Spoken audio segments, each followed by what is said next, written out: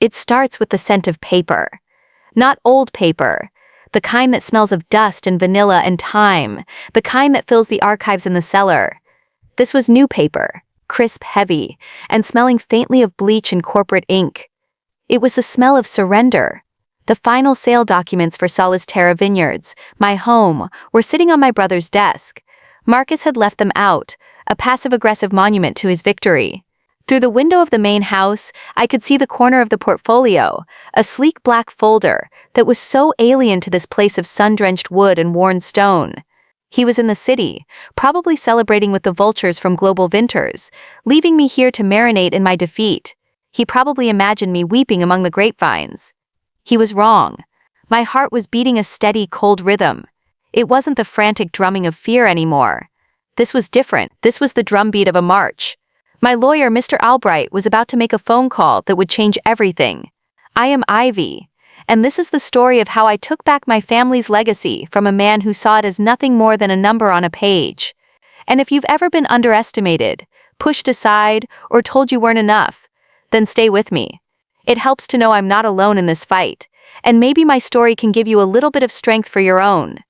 The air in the old office was thick with the ghost of my father's cigars and my mother's lavender perfume. It was a place Marcus had claimed as his own after they passed, swapping out their comfortable worn leather chairs for something sharp, black, and ergonomically hostile. He called it modernizing. I called it an exorcism of everything that mattered. He claimed I lacked the business sense to make the vineyard profitable. That was his mantra, the justification he repeated at every family gathering, to every concerned neighbor, to every supplier who called asking why their invoices were past due. He said it with a tone of weary resignation, as if the burden of my incompetence was a cross he alone had to bear. It was a masterful performance. He painted me as the sentimental artist, the girl who liked playing in the dirt but didn't understand the bottom line. He, of course, was the pragmatist, the reluctant hero making the tough but necessary decision to sell our heritage to a faceless conglomerate. The truth was a different vintage entirely. As executor of the estate, he had used his privileges like a cudgel. He'd locked me out of the main operational accounts, citing a need for centralized fiscal oversight. In reality, he was bleeding the business dry, creating the very unprofitability he used as his excuse. He rejected my proposals for new varietals, canceled equipment upgrades I'd scheduled, and delayed payroll for the field hands, knowing it all reflected on me, the one who worked alongside them every day. It was a slow, calculated strangulation, designed to make the sale look not just like an option, but a mercy. He thought he was in control. He thought the game was over. He didn't know about Mom. He didn't know that my mother, a woman he'd always dismissed as a gentle gardener, had seen this coming. She had planted a seed of her own, a secret provision buried deep in the vineyard's charter. It was a dead man's switch, a legal failsafe she called the legacy fund. It was designed to activate under one condition, the imminent risk of the vineyard being sold to a non-family entity. And its activation didn't just release capital, it rewrote the very structure of power. It gave me a controlling interest. It gave me the authority to remove him as executor. The final paperwork on his desk wasn't an instrument of his victory. It was the tripwire for mine. I looked at my phone. My thumb hovered over Mr. Albright's name. It was time to light the fuse. The call ended. A simple, "It's done, Ivy. The notifications have been sent," was all Mr. Albright said. There was no fanfare. The revolution began, not with a bang, but with the quiet hum of an email server. I didn't feel a surge of triumph. Not yet. Just a profound, hollowed-out calm. The storm had broken, and I was in its eye. I walked out of the office and into the cool evening air. The sun was setting, painting the hills in shades of gold and bruised purple. This land wasn't just dirt and vines to me.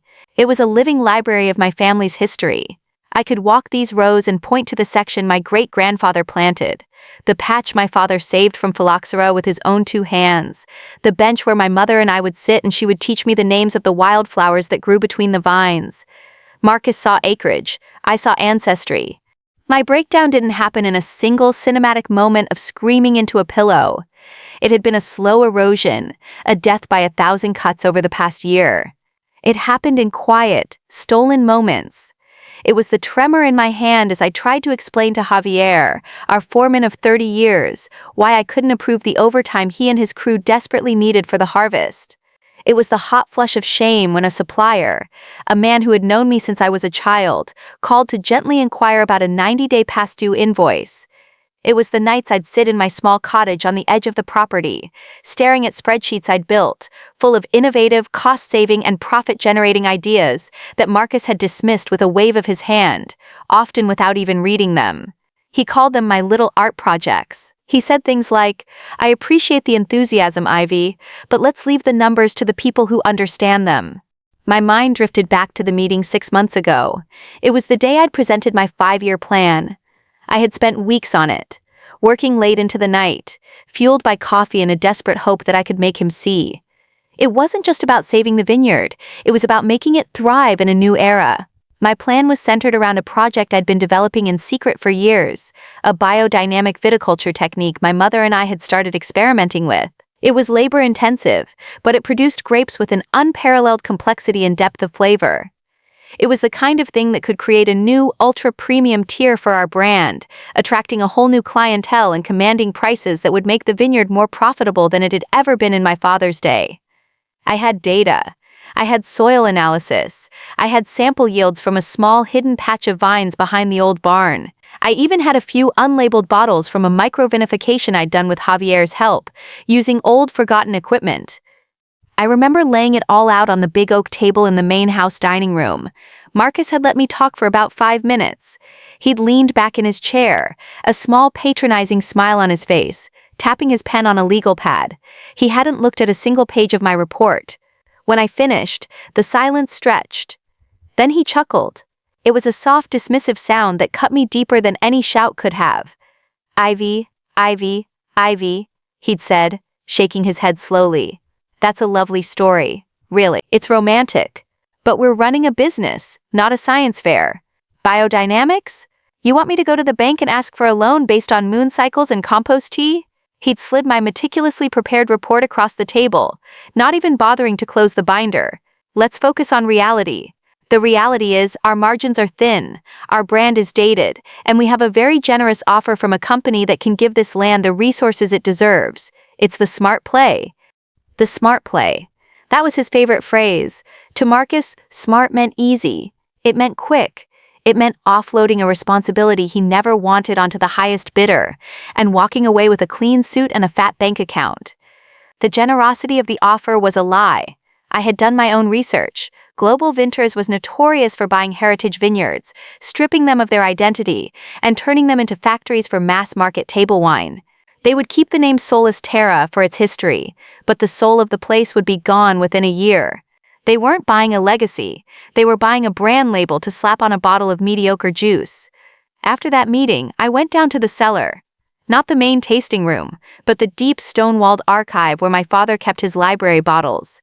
It was cold and silent, the air thick with the smell of damp earth and aging wine. I just stood there in the dark, my hand resting on a cool, dusty bottle, and I finally let the tears come. It wasn't just about the vineyard. It was about him erasing me, erasing our parents. He was trying to rewrite our entire family history into a simple, tragic story of decline, with him as the reluctant protagonist who had to clean up the mess. That was my lowest point. The moment I truly believed he was going to win. The catalyst for my resolve, the thing that turned that cold despair into colder steel, came 2 weeks later. I was cleaning out some of my mother's things from the attic of my cottage, a task I'd been putting off for months. Tucked into the back of her old gardening journal, I found a thick, sealed envelope. My name was written on the front in her elegant, familiar script. Inside was a long, handwritten letter, and a smaller, more formal-looking envelope, sealed with a notary's stamp. My hands trembled as I read her words. She wrote about her love for the vineyard, but she also wrote about her fears.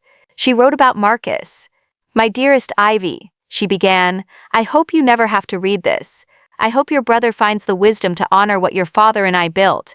But I have always believed in preparing for a late frost. Your brother has his father's ambition, but not his patience. He sees the fruit, but he does not respect the root. He is a good man in many ways, but he is weak to the allure of the simple solution. And I fear one day he will mistake a sale for salvation. She went on to explain everything. How, after a particularly bad business deal Marcus had gotten into in his 20s, a deal my father had to bail him out of. She had gone to see Mr. Albright, our family lawyer and her oldest friend. Together they had crafted the amendment to the Vineyard's founding charter. She described the legacy fund, a secondary trust seeded with her own inheritance, money Marcus never knew existed. She had structured it to be completely dormant and invisible, managed by an independent trustee, until the moment a legally binding purchase agreement with a non-family entity was put in place. The agreement itself was the key. She knew Marcus's ego. She knew he would have to have everything signed and sealed before he announced it, just to prove he had won. That final, arrogant act would be the trigger. The moment the Vineyard was legally at risk, the charter amendment would fire like a flare, the fund would activate, and the controlling shares it held would transfer to me. The letter ended with a sentence that I would repeat to myself like a mantra, in the weeks to come. He will think he is closing a deal, but you will be opening a door. Never forget, my love, that the best vintages often come from the most difficult soil. Tucked into the letter was a small rusted key. It was the key to my father's old roll-top desk in the main office, the one Marcus never used because it was too old-fashioned. She told me where to find the original, notarized copy of the charter, hidden in a false bottom. The second envelope contained a letter addressed to Mr. Albright, instructing him on how to proceed and giving him her explicit posthumous authorization to act on my behalf. It was a ghost reaching through time. It was a blueprint. My mother hadn't just left me her love. She had left me a weapon. That night, the grief and despair didn't disappear, but they were joined by something new, a cold, clear purpose. It wasn't about revenge. It was a phrase that would become my shield. It was about honoring the faith my mother had placed in me. It was about protecting the roots. I went to Javier the next day. I didn't tell him everything, not about the fund or the charter. It was too much, too dangerous. But I told him I had found a way to fight. I needed to know if he was with me. Javier was a man of few words. His skin tanned and creased like old leather from 40 years under the California sun. He had known me since I was a baby, had taught me how to properly prune a vine when I was 10, and had shared a bottle of our best reserve with me on my 21st birthday. He listened patiently, his dark eyes never leaving my face. When I finished, he just nodded slowly. His loyalty was never to Marcus. It was to my parents, and to the land itself. He saw me as the inheritor of that loyalty. He told me, "Your mother, she knew the heart of this place. Your brother, he only knows the price. Whatever you need, Ivy, we will be ready." That was when the subplot of my secret vintage became a cornerstone of my plan. It was no longer just an experiment. It was my proof. It was the physical manifestation of the future Marcus couldn't see. With Javier's quiet help, we began to ramp up production in secret. We used the old decommissioned fermenting tanks in the back of the barn, calibrating them by hand. We sourced bottles from a small independent supplier who owed me a favor. We worked at night, under the glow of bare work lamps, bottling and labeling each one with a simple, elegant design I had created. The label didn't say Solus Terra. It said Legacy. It was a promise.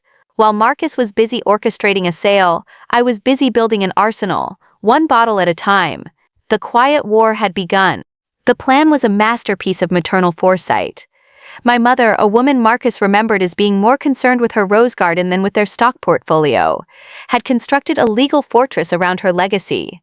It was built on two pillars: her astute understanding of her son's character and her unwavering faith in her daughters. Mr. Albright walked me through the specifics in his dusty, book-lined office in town. The same office where he and my mother had laid the groundwork for this day over a decade ago. He spoke in a calm, measured tone, but I could see a spark of something fierce in his eyes. He had revered my mother, not just as a client, but as one of the sharpest strategic minds he'd ever known. He explained that the legacy fund was technically a subtrust within the main estate trust. It was designed to be a paradox, powerfully funded but legally invisible until its activation clause was met. The money she'd seeded it with came from the sale of some commercial properties her own father had left her, a part of her portfolio she had always managed separately and never discussed with my father or Marcus. It was her secret war chest. The beauty of the legal mechanism was in its trigger. It wasn't my word against Marcus's. It wasn't a subjective judgment of his management. It was tied to a single verifiable event, a signed legally binding purchase and sale agreement with a non-family corporate entity. Marcus, in his haste to secure his victory and present it to me as a finished, unbreakable fact, was walking directly into the snare she had set. He believed the signed document was his crown. In reality, it was the executioner's warrant for his authority. Mr. Albright slid a diagram across his desk. It was a simple flowchart. Box 1. PSA signed. Arrow to Box 2. Charter Amendment Paragraph 7.b activated. Arrow to Box 3. Legacy Fund assumes majority shareholder position. Arrow to Box 4. Controlling interest transferred to Ivy. And a final, brutal arrow to Box 5. Executor authority subject to immediate review by new controlling shareholder. It was so elegant, so precise. It was my mother's handwriting, rendered in the language of corporate law. This is where a little bit of what some might call plausible inaccuracy in the legal framework comes in. The speed of it all was, as Mr. Albright put it, highly aggressive. In the real world, removing an executor and seizing control of corporate accounts can be a messy, drawn-out affair, even with clear documentation. But my mother and Mr. Albright had used a specific and somewhat obscure type of trust structure, often used for philanthropic endowments, that allows for rapid, pre-authorized shifts in governance under specific predefined crisis conditions. They had defined the sale of the Vineyard as just such a crisis. It was legally sound, but it operated on a timeline that would seem impossible to anyone unfamiliar with its unique architecture. It was designed to create shock and awe, to paralyze the opposition before they even had time to understand what was happening. It was a legal blitzkrieg. My role wasn't passive. My mother's plan gave me the authority, but she expected me to have the evidence to back it up. She had given me the crown, but I had to prove I was fit to wear it. This is where my little art project, my secret vintage, became the linchpin of the entire operation. It was the tangible proof that my vision wasn't just romantic, it was profitable, hugely profitable. For the last few months, my alliance with Javier had deepened. We were co-conspirators, guardians of a shared secret. Our work took on a new urgency. The old barn became our headquarters, our war room. We had to be careful. Marcus had installed security cameras around the main facilities, another one of his modernizations.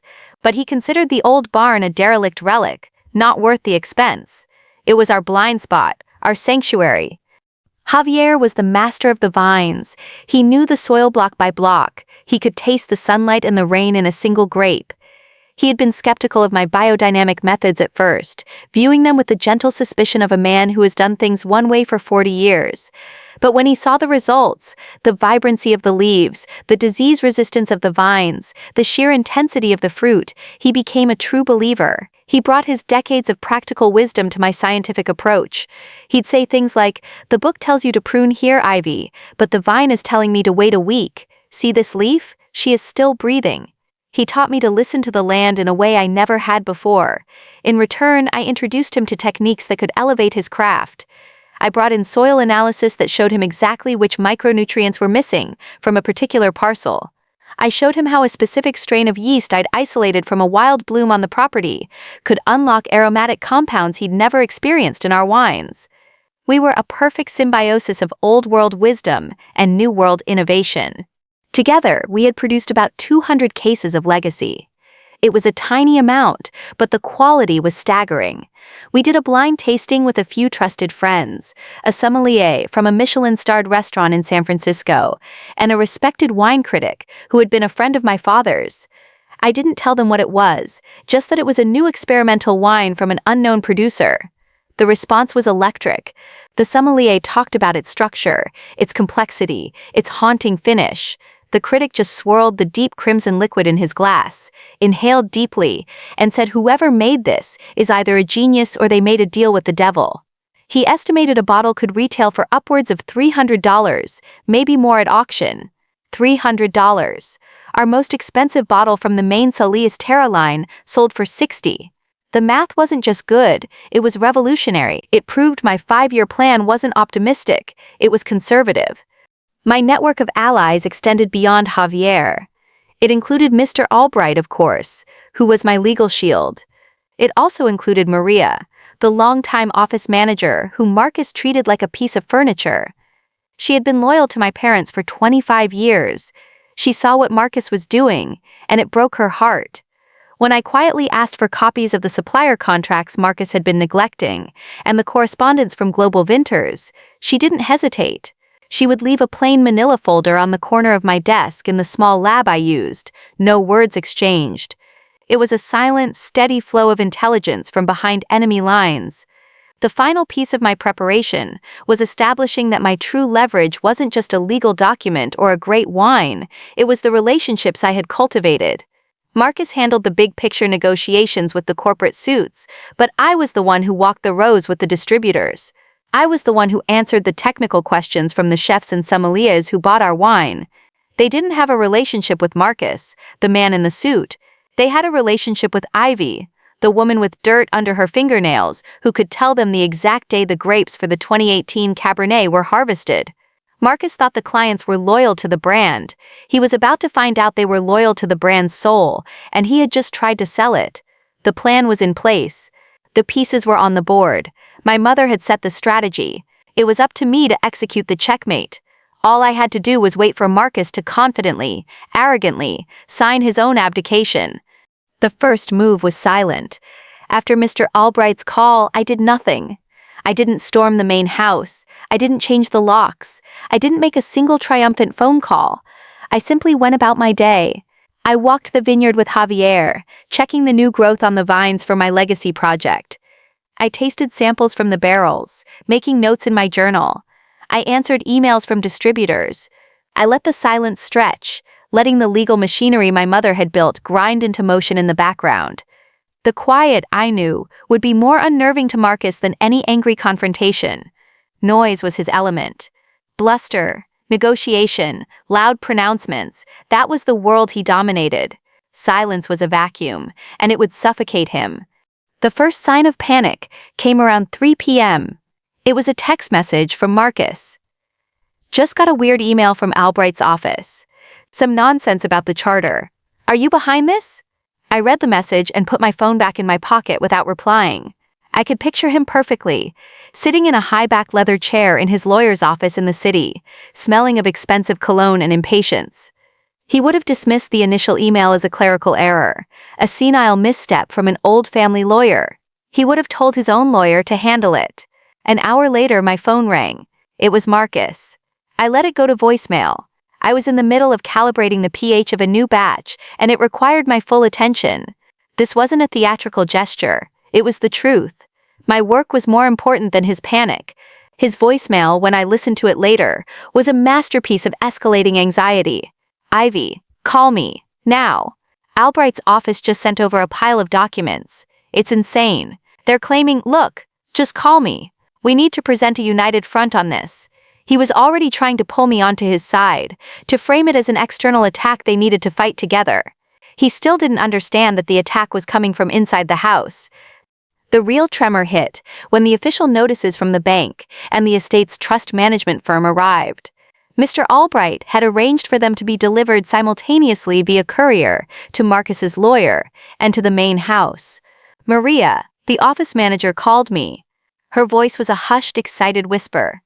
Ivy, you should see this. There's a man here in a suit with a briefcase, and Marcus is on speakerphone, and he's not happy. I told her to stay safe and just observe. Through Maria, and later through Marcus's own frantic calls, I pieced together the sequence of his unraveling. The first thing he tried to do was transfer a large sum from the main operating account to a separate holding account, a move designed to secure his liquidation assets before the sale was finalized. The transaction was denied. He tried again. Denied. The notification on his screen would have been brutally simple. Account frozen by order of the controlling shareholder. That's when he truly started to scream. Maria said she could hear him through the phone from across the room. Controlling shareholder? What controlling shareholder? I am the executor. He had his lawyer call the bank. The bank representative was polite, unmovable. He directed them to the trustee of the legacy fund. The trustee, an impartial third-party firm in another state, was equally polite and unmovable. They simply confirmed that, as per the governing documents of the Solis Terra Estate Trust, a change in control had been triggered. All executive authority was now subordinate to the new majority interest holder. They would not, citing privacy, reveal the identity of that holder over the phone. But Marcus knew. The pieces were clicking into place in his mind, and the picture they formed was one of his own stunning defeat. He had been outmaneuvered by a ghost. His next call to me was no longer confused. It was furious. He bypassed my voicemail and called the landline in my lab. I picked it up. Solis Terra, Ivy speaking. My voice was calm, level. "What did you do?" he roared, his voice cracking with rage. "What kind of stunt are you and that old fossil Albright trying to pull?" I let him vent. I listened to the accusations, the threats of lawsuits, the insults about my intelligence, my ambition, my sentimentality.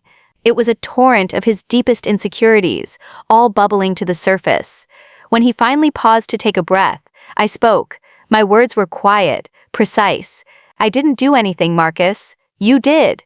You signed the purchase agreement. You triggered the charter amendment, the one Mom put in place to protect this vineyard from a man who would sell his own family's legacy for a quick payday." Silence, a thick, static-filled silence on the other end of the line. I had just confirmed his worst fear. The trap had been set by our mother, and he had walked right into it. I continued, my voice still even. "As the new controlling shareholder, I have placed a temporary freeze on all major assets, pending a full review of your executorship. I'd suggest you direct any further questions to Mr. Albright. He will be happy to walk your lawyer through the documentation." I hung up before he could respond. That, I knew, would be the final cut. Taking away his power was one thing. Forcing him to be managed, to be directed, to be treated like a subordinate, that was an attack on his very identity. The silent takeover was nearly complete. The public reveal was the final devastating blow. I had timed it perfectly. The next morning, the most influential wine industry trade journal published an exclusive story. The headline read, "Solis Terra Reborn, Legendary Vineyard Scraps Corporate Sale for Bold New Direction Under New Leadership." The article, fed by an anonymous source, my friend, the wine critic, didn't mention Marcus by name. It was far more damning than that. It spoke of a period of potential decline and stagnant management that had been dramatically reversed. It announced the arrival of a new, ultra-premium label called Legacy, with quotes from the San Francisco sommelier raving about its once-in-a-generation quality. It announced that I, Ivy, the daughter of the founders and a respected viticulturist in my own right, had taken controlling interest and was poised to lead the vineyard into a new golden age. It painted me as the savior, and by omission, painted him as the man who had almost flown the entire legacy into the side of a mountain. His phone would have been ringing off the hook, not with offers of congratulations, but with calls from his peers, his friends, the people at Global Vinters, all asking the same question. What the hell happened? He hadn't just lost control of the vineyard. He had lost control of the narrative. And in his world, that was everything. The power shift was as swift as it was brutal. It began not with a client exodus in the traditional sense, but with a single pivotal phone call. It was a call I made myself, to the CEO of Global Vinters, the conglomerate Marcus had been so eager to sell to. His name was Arthur Vance, a man with a reputation for being a shark, but a pragmatic one. Marcus had dealt with his subordinates, but I had Mr. Albright get me a direct line to the man himself. He took the call, his voice wary. He had read the trade journal article. "I'm sure you have some questions, Mr. Vance," I began, keeping my voice cool and professional. "I imagine you're wondering about the status of your acquisition." There was a pause. He said, "You could say that, miss. We have a signed agreement. An agreement you signed with an executor, who at the moment of signing, no longer possessed the unilateral authority to make that sale. My lawyer has already sent the relevant documentation to your legal team. The agreement is void." I let that sink in. I could hear the faint sound of him tapping a pen on his desk. Then I made my move. "But I want to be clear," I continued. "I am not calling to kill the deal. I am calling to renegotiate it. From my perspective, Marcus wasn't selling you a thriving vineyard. He was offloading a problem he created. He was selling you the past. I'm prepared to offer you something far more valuable, the future." I then spent the next 20 minutes walking him through my 5-year plan. I didn't just talk about biodynamics and soil health. I talked in his language. I talked about market positioning, profit margins, brand elevation, and exclusive distribution rights. I told him about Legacy, the ultra-premium wine, and the price point it would command. I offered him a deal, not for a sale, but for a strategic partnership. Global Vintners would get exclusive international distribution rights for the Legacy line, a wine that would give their portfolio a level of prestige it currently lacked. In return, they would provide capital investment for the infrastructure upgrades I needed, on my terms. I wasn't selling the house. I was offering them the chance to be the sole distributor of the priceless art I was creating within it. Vance was silent for a long time. I had gambled that his business acumen would override his frustration. I was right. That's a very different proposal, he finally said. His tone shifted from hostile to intrigued. Send me the business plan. And a case of this. Legacy. If it's half as good as you say it is, we have a basis for a conversation. The power hadn't just shifted, the entire game board had been replaced. Marcus was playing checkers, trying to cash out his pieces. I was playing chess, and I was offering my opponent a chance to share in the victory, a victory that would be far more profitable than the one he thought he was getting. The desperate counter from Marcus came a day later. It was as pathetic as it was predictable. He tried to call a family meeting, sending a frantic group email to our aunts, uncles, and cousins. He tried to paint me as a reckless, emotional usurper who had sabotaged a life-saving deal out of spite. He claimed I was being manipulated by Mr. Albright and that my hobby wine would bankrupt the estate. It was a desperate attempt to rally support, to create a schism in the family that might give him some leverage. It failed spectacularly. For one, the legal documents were ironclad. My controlling interest was a fact, not a matter of family opinion.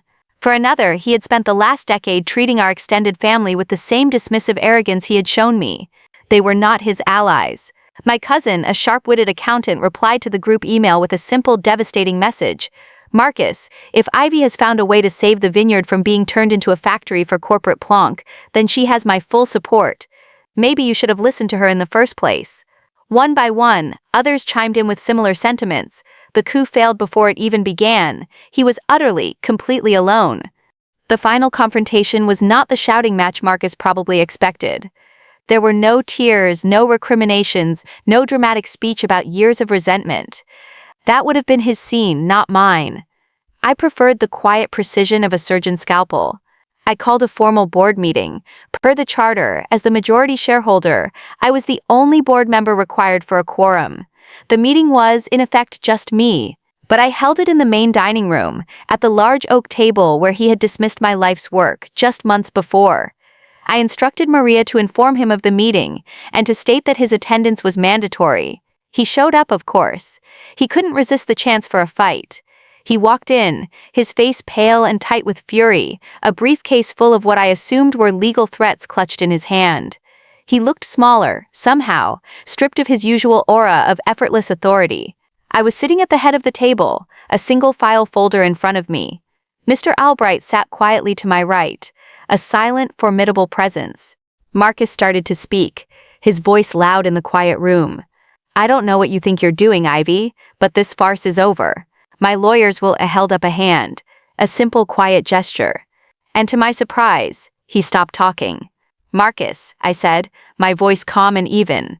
This isn't a farce. This is a board meeting. And as the sole member of this board, I have a few resolutions to pass. I opened the folder. Resolution 1. The executor of the Soliterra estate, Marcus, is hereby removed from his position, effective immediately, due to a gross dereliction of his fiduciary duty to protect and enhance the value of the estate's primary asset. His attempt to sell the vineyard at a fraction of its potential value constitutes a fundamental breach of trust. I slid a signed document across the table. It was his termination notice. His eyes widened, a flicker of disbelief warring with his anger. Resolution 2, I continued, not giving him a chance to speak. All signatory powers and access to all financial accounts associated with Soliterra Vineyards are hereby revoked from Marcus and transferred to me as the new managing director. Another document slid across the table. Resolution 3. A full independent audit will be conducted into the financial management of the vineyard over the past 2 years. Any and all funds that were improperly diverted or withheld from operational necessities will be accounted for. His face went from pale to ashen. He knew what an audit would find. He knew about the consulting fees he'd been paying to his own shell corporation. I had found them in the files Maria had given me. Finally, I closed the folder. I looked him directly in the eye. You told me I lacked the business sense to make this place profitable. You called my work a romantic story. I suppose in a way you were right. You see business as a transaction. I see it as a legacy. And it turns out legacy is a much better business model. I pushed one last document toward him. It was the term sheet for the new strategic partnership with Global Vinters. He stared at the valuation number, the proposed capital investment, the profit projections. His jaw went slack. The numbers were undeniable. They were 3 times what he had been prepared to accept in his fire sale. This, Marcus, is my business sense. This is my story. The meeting is adjourned. Mr. Albright and I stood up. We walked out of the room, leaving him sitting there alone at the head of an empty table, surrounded by the paper architecture of his own obsolescence. It was over. The new reality had begun, and it wasn't about revenge. It was about restoration. Today, I'm sitting in my father's office, in my father's chair. But it's my office now. I had the sharp black furniture Marcus bought removed. The comfortable, worn leather chairs are back where they belong. The air smells of lemon polish and fresh coffee, not stale ambition. On the wall opposite my desk, I've framed 2 things. The first is my mother's letter, her elegant script a daily reminder of faith and foresight. The second is a single bottle of the first vintage of Legacy. It's a symbol of where we're going. The partnership with Global Vinters has been incredible. Arthur Vance turned out to be a man of his word. With their capital, we've built a new state-of-the-art bottling facility, all powered by solar.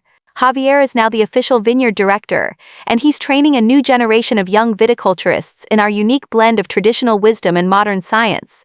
Maria runs the entire business side of the operation, with a salary and a respect Marcus never would have given her. We're not just profitable, we're thriving. We're setting a new standard for what a heritage vineyard can be. As for Marcus, the audit revealed everything we suspected and more. He was forced to pay back a significant amount to the estate. He lost his reputation in the community. I hear he moved out of state, trying to start over. I feel no satisfaction in his failure, only a quiet sadness for the man he could have been, if he hadn't been so blinded by his own ego. It truly was never about revenge. It was about proving that value isn't always found on a balance sheet. Sometimes it's in the soil, in the history, in the quiet, unwavering belief that you are building something that will outlast you. It's about honoring the roots, because without them, there is no fruit. And that's my story.